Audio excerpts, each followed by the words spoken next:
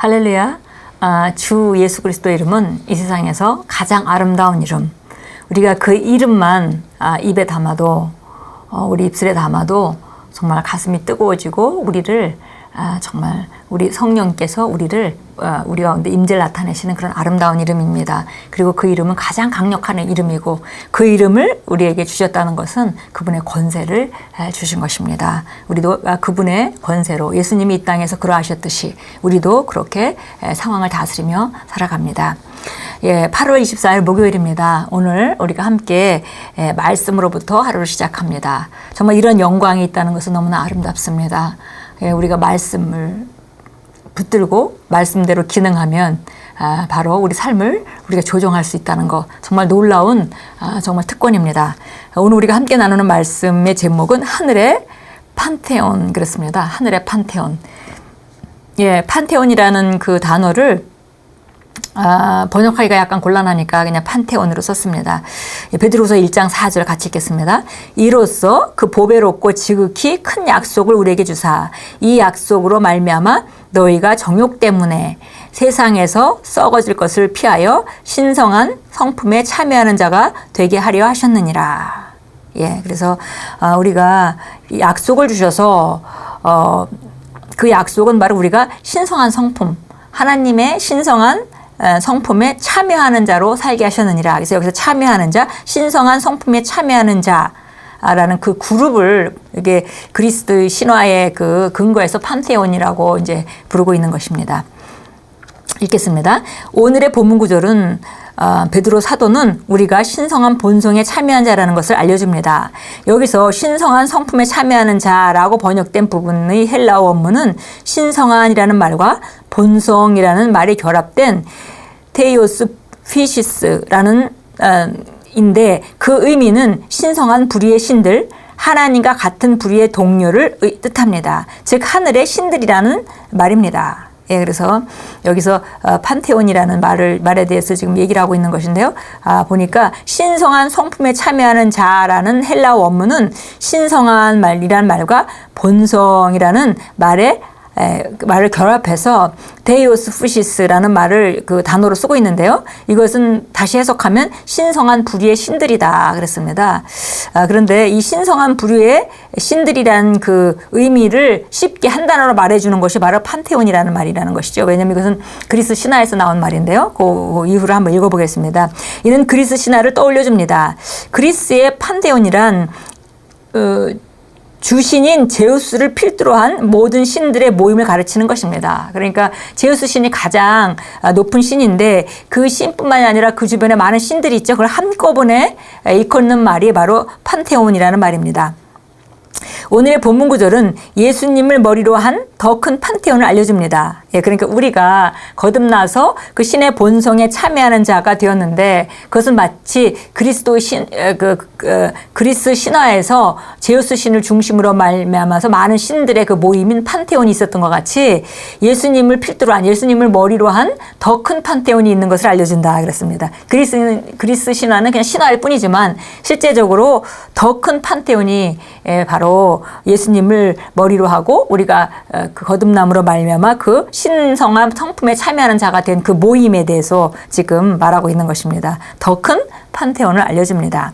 그러므로 우리가 그 연맹체에 속해 있다는 말은 우리가 신성의 결사체, 곧 하나님과 같은 부류의 공동체에 속해 있다는 뜻입니다. 그러므로 우리에게는 세상이 이해하는 것과는 다른 소수만의 의사소통 언어가 있습니다. 우리가 온전한 자들 가운데 지혜를 말한다고 성경이 말하는 것은 당연합니다. 온전한 자들 가운데 지혜를 말한다. 우리만의 언어 소통이 있습니다. 우리는 세상 사람들과 같이 말하지 않습니다. 이는 매우 강력합니다. 이 부분을 묵상한다면 당신의 시야가 높아질 것입니다. 갑자기 당신은 실제로 이 세상을 소유하고 있다는 것을 깨닫게 될 것입니다. 당신은 정복자보다 나은 자입니다. 당신은 하나님과 같은 부류의 연합체이기 때문에 모든 것이 당신에게 굴복합니다. 하나님께서 사람을 그분 자신과 연합시켰다는 것이 바로 기독교입니다. 당신은 하나님과 같은 부류로 태어났습니다. 이것이 바로 당신을 향한 하나님의 꿈이며 당신이 하늘에 갈 때가 아니라 지금 이루어지는 꿈입니다.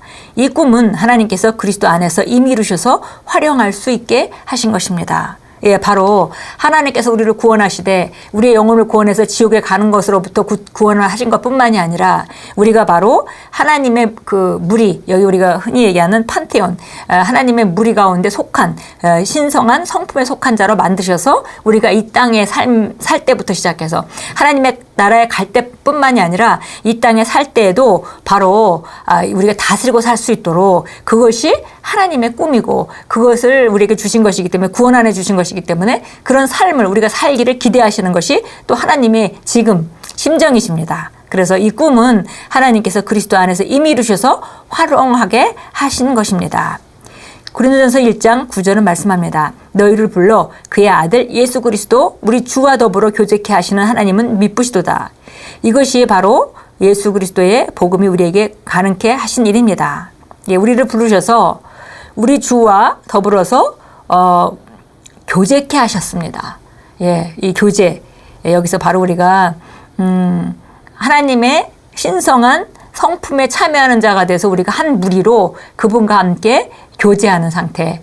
예, 그분은 하늘에 계시고 우리는 땅에 있고 정말 완전히 다른 영역에서 사는 그런 부분이 아니라 우리가 그분께 속한 자가 돼서 마치 우리가 그리스 신화의 그 신들의 모임과 같이 우리를 그런 곳으로 초청하셔가지고 우리를 교제케 하신 그분은 참 신실하신 분이다라고 고린도전서 1장 9절은 말씀합니다.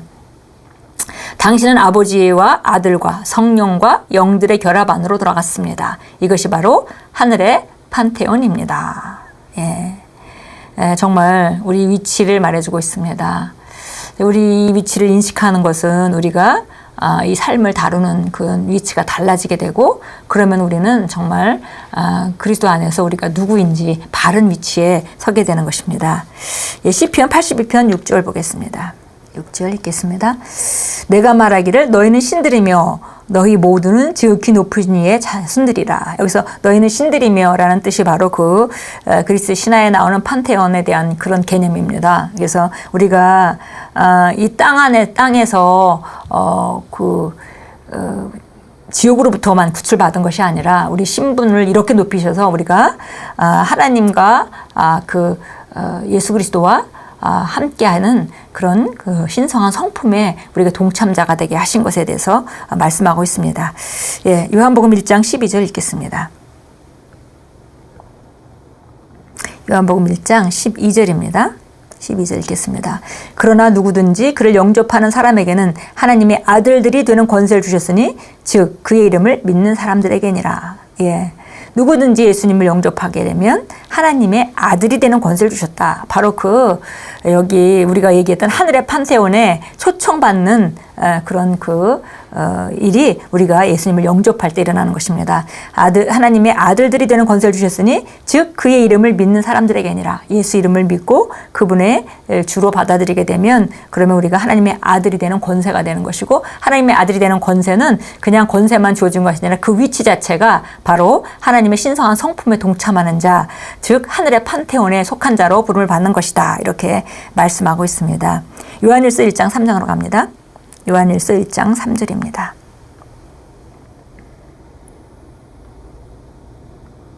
예, 1장 3절 보겠습니다. 우리가 보고 들은 것을 너희에게 전함은 너희도 우리와 교제를 갖게 하려는 것이니 참으로 우리 교제는 아버지와 그의 아들 예수 그리스도와 함께하는 것이라. 예, 그러니까 우리가 이제 그림을 그릴 수 있겠죠. 우리가 신성한 본성에 참여하는 자로 부르심을 받아서 하나님은 하늘에 계시고 우리는 땅에 있어가지고 먼 원거리 통화를 하듯이 그렇게 교제하는 것이 아니라 우리가 바로 위치가 하나님의 보좌 우편인 예수 그리스도와 같은 위치에 앉아서 바로 그곳에서 서로 정말 교제를 하게 되어 있다. 그래서 보니까 우리 교제는 아버지와 그의 아들 예수 그리스도와 함께하는 것이다. 그랬습니다. 예, 아버지와 그의 아들 예수 그리스도와 함께 우리가 교제합니다. 그 교제의 모습이 바로 우리가 신들의 모임과 같은 그런 모습을 우리가 상상할 수 있겠습니다. 그것이 바로 우리 위치입니다. 고백합니다. 나는 내 영에 하나님의 생명을 가지고 하나님과 같은 부류로 태어나서 그분과 같은 부류의 결사체에 속해 있습니다.